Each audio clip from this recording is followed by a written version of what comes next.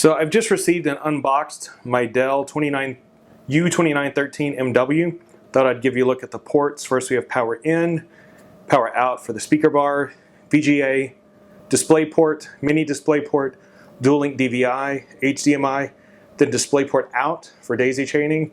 To my knowledge, this is the first monitor to carry this feature. We have the headphone or audio out, and then up and down for USB 3.0. We have here the spot for the stand and the 100mm basic pattern. Physically, the 21:9 is about a ½ inch taller in the display area. It's right at 11 inches versus 10.5. On the width though, you gain a little more than 7.5 inches on width. I've put up 2 screenshots of Google Maps here. You can see on the top here on the 16:9 that we are only able to go from basically Nevada to Pennsylvania in the screen width.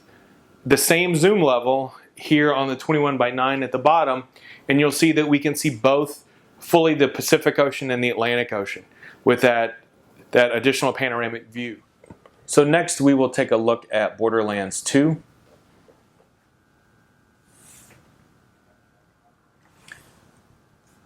Here you see that the game is fully horizontal plus on 21:9. The HUD though is keyed here on a 16:9 ratio. Let me go ahead and just load this game that I had started for this test. So we see the HUD coming into play here. You can see our very low health here, our XP indicator. There's the mini-map, and you'll see that it is keyed for a 16:9. There's a lot of space here. The options here for the game, the HUD options, you can adjust the HUD bounds. There is some actual leeway here, so we could say increase the vertical a little bit if we wanted to get things out of our way a touch. But also here on the horizontal, you can stretch it out to what it provides a value of 115, whatever that means. And it gets it out here closer to the edges. It's not quite all the way to the edge of the 21:9, but if we go back out, you'll be able to see that here the map is closer to the edge, as is this ammo indicator and your health indicator. By way of comparison, you can see this marking here is right at this edge, this point of your weapon. And if I go back into the options here and scale this back down to 100, you'll see that rather than being placed out here, it is placed inward significantly. So, I don't know if this is really good or bad. It's probably to some degree a matter of preference. I would play with the HUD pushed further out, but the game does support 21:9, and the HUD doesn't seem to be terribly problematic, but not perfect. Here we'll take a look at Dirt 3. We would expect Dirt 3 to handle 21:9 well. So here we have the loading menus and screens that are letterboxed for, I guess, added emphasis.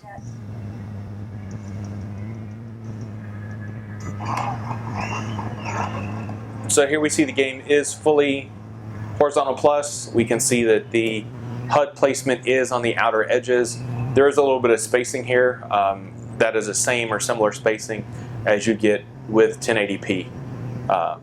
So just to show here the end of the benchmark, 87 frames per second as an average and a minimum of 75. So the GTX670, we do get a minimum frame rate above 60 frames a second.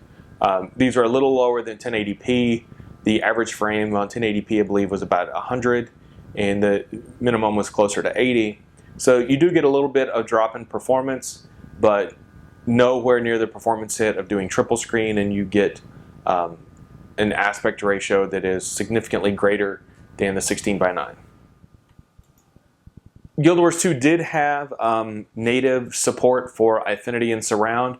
There were some issues with the HUD and some of the 2D elements and the cutscene type things. And that was different between Infinity and Surround, between the AMD and NVIDIA offerings. Here I'm using the NVIDIA card. I will double check the AMD as well off camera and add notes to the video. You can see here we're spanning the full screen.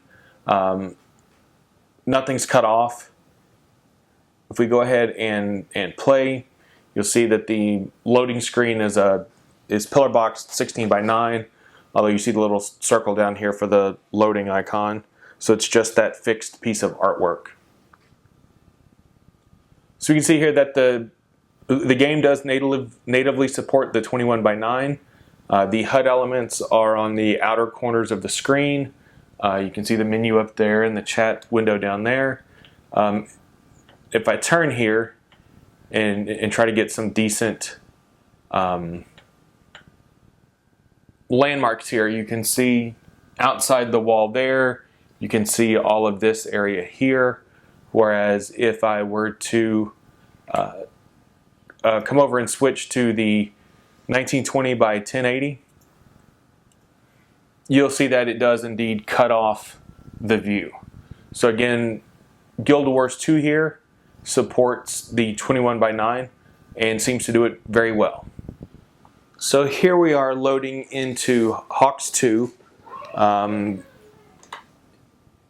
It is already set to 2560 by 1080.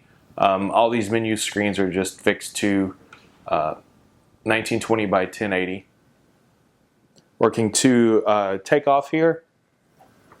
You can see the accelerometer, I guess the speed is there on the left, and it is not keyed to the 16 by 9 aspect.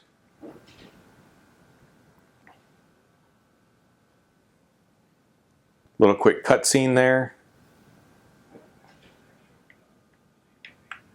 So the game here is fully horizontal plus.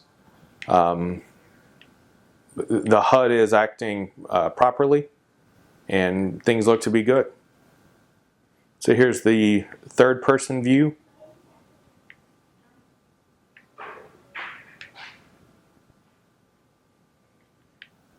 Here's the first person view, as opposed to the cockpit view as well. Little cutscene, and again, everything looks good. So you'll see here that we're now loaded into Hitman Absolution. And you can see that the minimal HUD that there is set here to the left and right corners. If you look here, you can see sort of the bottom edge of this rock, his shoulder here with the ice cream cone, the tree trunk, and the rocks here. So initially in playing around with the options, I went into the display and simply set it to 1920 by 1080, leaving the aspect ratio on auto. Hit apply settings, and you'll notice that here the lettering is squished. So when I came here, I thought, oh well, it's vert minus because there's the tree and the rocks there and the rock here still.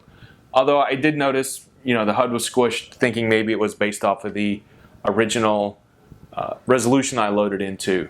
But on closer inspection, I noticed that it was squished horizontally. The truck there is skinny, as is Agent 47.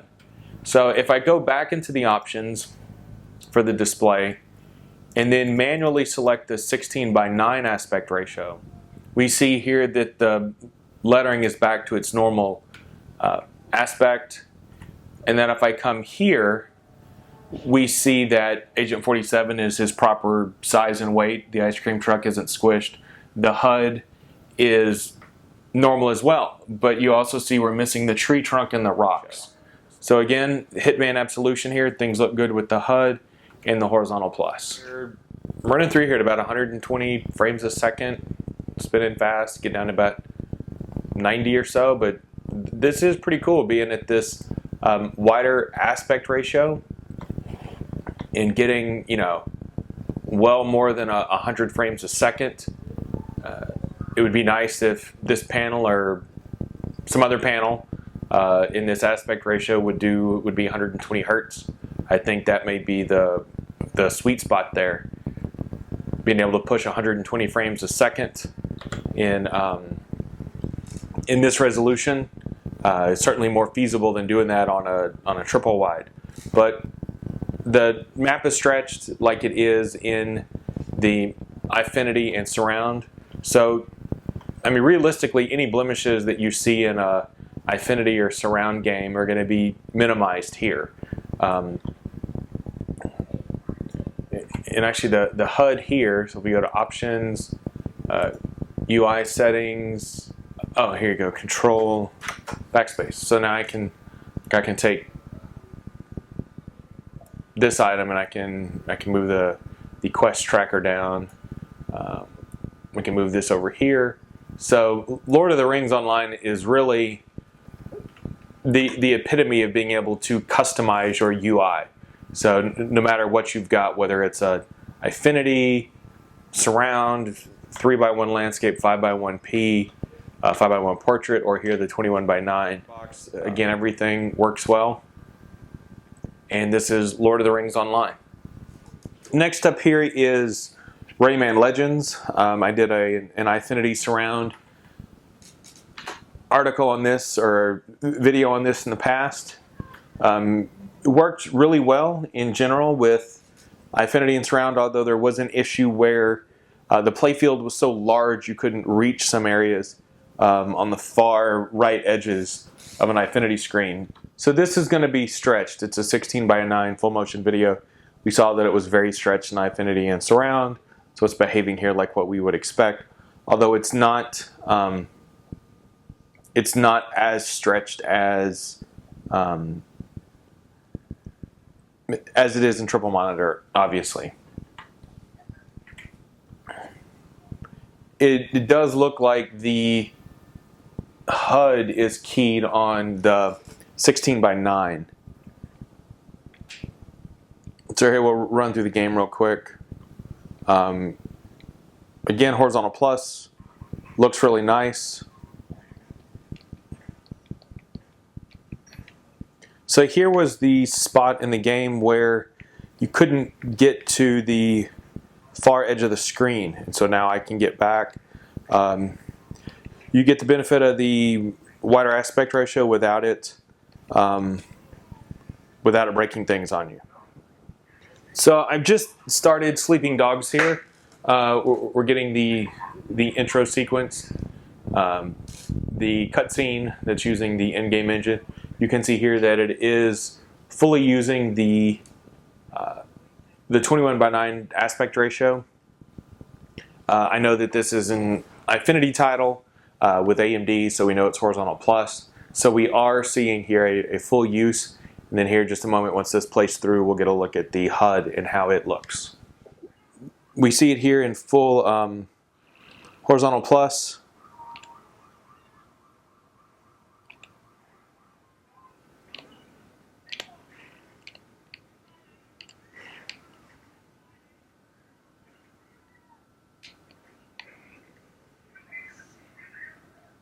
So we see a cutscene here is going back to 16:9.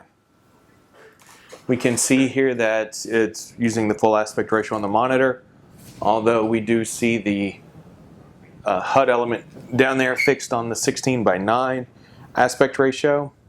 You can see here specifically the UI scale at the edges of the 16:9. If you make it smaller, it gets smaller on the screen, but there's no way to go out past 16:9. Let me pull this back up and we can see this guy out here in the chair. You can see on that end the full storefront. And so if we go down to 16:9, so we do see that part of the storefront there is gone. We can't see the guy. We see just about to the same point there and there. Maybe a little bit cut off, but it's obviously a significantly greater horizontal field of vision.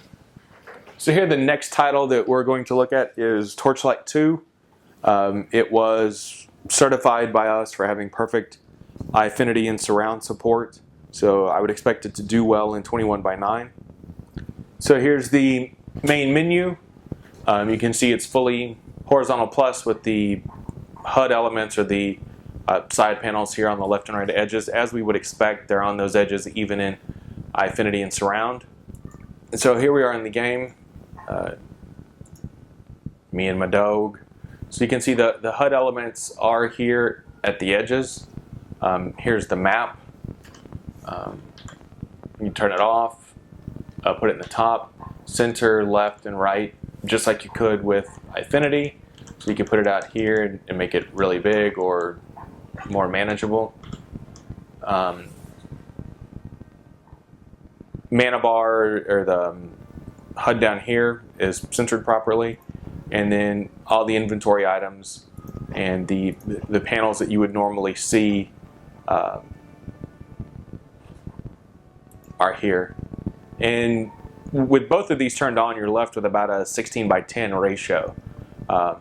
So you could run even with one of them on all the time if you wanted, and still get at least a 16:9 aspect ratio in here. And in dealing with merchants and stuff, this will be a bit easier, a bit more feasible than the Eyefinity or the Surround. So Torchlight 2 works well in 21:9, and we'll go on to the next game. Here for Witcher 2, you can see that it does support the native resolution, although there is no 21:9 aspect ratio available. It's the standard fixed ratios of 16:9, 4:3, 16:10, and so forth. So I'm going to go ahead and go in here and launch the game.